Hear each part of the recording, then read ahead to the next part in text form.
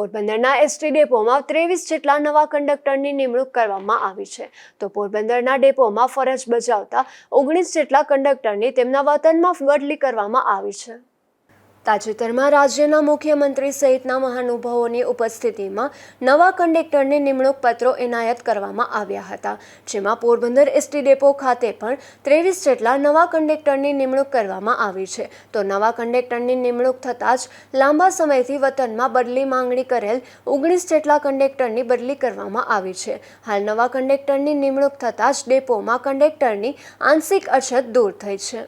હું H M. Rughani, stand incharge ST Porbandar.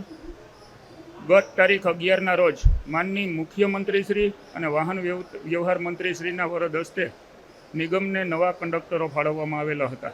તે પૈકીના કુલ 23 કંડક્ટરો અત્રેના પોરબંદર ડેપો ખાતે નવા ફાળવવામાં આવેલ છે અને પોરબંદર ડેપોથી વતનમાં જનાર 19 જેટલા કંડક્ટરોની માગણી પણ છે, જેમાંથી 10 જેટલા કંડક્ટરોને આજે વતનમાં જવા માટે ઓર્ડર પણ ફાળવી દીધેલા છે। આ સંદર્ભે ઘણી બધી રાહત થઈ છે ડેપોને।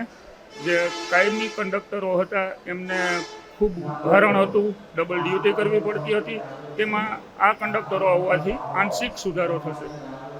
પોરબંદરના એસટી ડેપોમાં કુલ 142 જેટલા કંડક્ટરનું મહેકમ છે, જેની સામે હાલ 106 જેટલા કંડક્ટર ફરજ બજાવે છે।